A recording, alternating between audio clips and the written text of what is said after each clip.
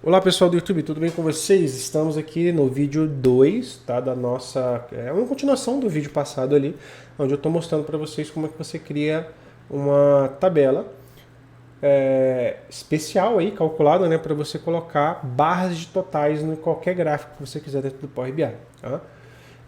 Então é um tutorialzinho bem bacana, é um conhecimento bem específico em DAX, tá? Por isso que eu resolvi passar aqui no canal. Então se você ainda não assistiu a parte 1 desse vídeo, o editor tá deixando aí no comentário, ou então em algum cartão do vídeo para você ir lá assistir a parte 1, onde a gente constrói as nossas primeiras medidas ali da tabela calculada que a gente está utilizando. Então só para recapitular, ó, vamos vir aqui para o meu desktop, eu estou até aqui onde a gente começou a criar a tabela, mas o que eu quero fazer é criar aqui dentro desse gráfico de barras, por exemplo, ou de qualquer gráfico que eu queira, uma barra a mais aqui que teria o total de todos esses meses aqui somados, né? O que é diferente do gráfico de cascada, de cascata. É cascata ou cascada? Deixa eu ver.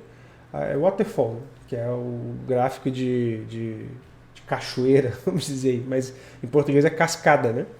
Que ele tem esse total aqui. Só que aqui ele é obrigado a ficar nesse formato cascada, né?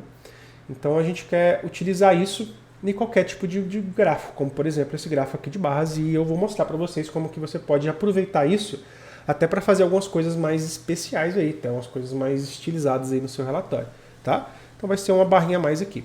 Então o que eu estava explicando aí na última aula? Na última aula eu expliquei que a gente iria utilizar de medida DAX essas 4 medidas aqui, tá? Expliquei para vocês aqui, dei um breve tutorial do que cada um retorna, e a gente construiu essas duas tabelas, né? A gente construiu a tabela que retorna os valores individuais do meu mês, né? A gente construiu essa tabela aqui, extra, que retorna um bucketzinho a mais chamado total. E o que eu vou fazer agora? Eu vou juntar essas duas tabelas aqui, ó, tá? Eu vou apagar o distinct primeiro, tá? Eu vou apagar o distinct primeiro. E vou colocar, se você conseguiu fazer aí na sua casa, eu vou colocar essas duas tabelas aqui dentro de um union, tá? Olha lá. Que aí o union pede o quê? As tabelas que você quer unir uma embaixo da outra, que seria essa tabela, vírgula, essa tabela aqui de baixo. Fechei o meu union. A única regra do union é que as tabelas precisam ter quantidades de colunas iguais e nomes de colunas iguais. E foi o que eu fiz, ó. Aqui eu coloquei aqui de nome mês, foi para cá, e aqui mês name também foi para cá. E eu vou abraçar esse union, que é uma função que retorna uma tabela, né, que é a operação ali que ele faz entre a união das duas, com um distinct. Tá bom? Então eu vou fazer isso aqui com distinct. E aí você vai ter agora essa tabela completa que tem esse mês aqui de janeiro, fevereiro, março, abril até dezembro no mês 12, e embaixo entra o bucketzinho do total. Agora, você pode estar me perguntando, poxa, eu poderia colocar o union dentro o distinct dentro do union, poderia ser o contrário? Poderia. Você poderia fazer, por exemplo, da seguinte forma, como estava antes. Ó. Vamos lá, vamos fazer como estava antes. Ó. Você pode pegar o distinct só dessa tabela. Ó. Então, peguei o distinct só dessa tabela aqui, tá vendo? E aí eu venho aqui e uso o union aqui por fora, não tem problema. Também funciona igual. Por quê? Porque essa data table aqui já está retornando só um valor, então ele só adicionaria embaixo também, daria a mesma coisa, tá bom? Aí você que decide como você quer escrever melhor aí as suas funções, tá? Só para a gente dentar, ó, dentro do union tem esse distinct, tá? E dentro da data table aqui tem esses dados individuais que a gente colocou. E aí só para você perceber, eu consigo colocar mais valores aqui caso eu precise, tá? Então isso aqui fica bem manuseável, né? Posso vir aqui e colocar, por exemplo, total 2 e o valor aqui de 14, se eu quiser. Ele já vai atualizar isso aqui para mim, colocando uma linha a mais. Ó. Então é uma forma aí de você adicionar linhas novas usando DAX. Tá? Se você tem aí um pouco de experiência com DAX, você vai perceber que isso daqui vai te auxiliar com vários outros problemas, tá? Que você possa ter aí dentro do seu relatório. Então isso aqui ajuda bastante, esse tipo de conhecimento que eu estou passando aqui. Tá? Agora que eu tenho essa tabela, data, na verdade não chama data, é table with totals, né? Eu preciso relacionar ela aqui dentro. Tá? Como é que eu vou relacionar ela? Eu vou pegar essa table with totals aqui, eu vou relacionar o mês name com o meu mês name aqui da D calendário. Tá? Você vai perceber que vai funcionar um para muitos, tá? Tranquilo. Ah, professor, mas eu tenho aqui o totals, né? O totals não existe aqui na calendário, não tem problema. Ele ficaria como se fosse um em branco ali, tá? Não tem problema nenhum. E o que eu vou fazer agora? Tem a relação acontecendo, né? Mês name com mês name. Pode ser o mês numérico também, tá? Você que escolhe aí, tanto faz o seu relacionamento. E agora o que eu vou fazer? Eu vou trocar aqui o eixo para, em vez de usar o mês name da minha calendário, eu vou usar da minha table os totals. E você vai você vai perceber que ele já bagunçou aqui os meses, tá? Lá, agosto apareceu no começo, né? Porque ele está classificando pela quantidade, né? Pelo valor unitário aí. Então eu posso pedir para ele classificar pelo mês name e você vai perceber que ainda fica bagunçado. Por quê? Porque eu não classifiquei essa tabela aqui por essa coluna, né? Essa coluna da tabela Table with Totals pela coluna numérica. Então, essa coluna aqui ela é texto. Então, ele está tentando colocar lá em ordem alfabética. É só mudar a classificação desse texto para que funcione com a numérica. Como é que você faz isso? Vai lá na tabela, seleciona a coluna mês name, sort by column, escolhe o mês aqui. Ou classificar pela coluna, né? Agora eu troquei, ao invés dele basear a classificação dessa coluna por ela mesma, ele vai basear por essa outra aqui que é numérica. E aí você vai perceber que os meses vão ficar certinho. Ele só está na ordem decrescente, né? Ó, colocar aqui em sorte ascending, né? Ó, janeiro, fevereiro, março, abril. Beleza. E agora? Cadê o total? Você falou que ia ter o total aí e não está aparecendo. É porque eu preciso de uma medida especial para isso. Então, eu preciso de uma medida especial. Então vamos criar essa medida? Vou criar uma medida nova. Né? E ela vai se chamar total. Vou escrever aqui, ó, total. Deixa eu aumentar para vocês verem eu escrevendo ela aqui. Tá, ó. Total vendas with totals. Ó, pra você saber que essa aqui é com os totais, tá? Primeira coisa que eu vou fazer é o seguinte, ó. If o meu selected value, vamos lá, selected value,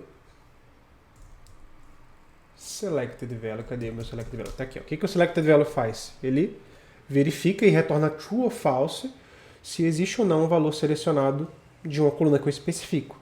Eu quero a minha table with totals, o mês, o nome do mês, né?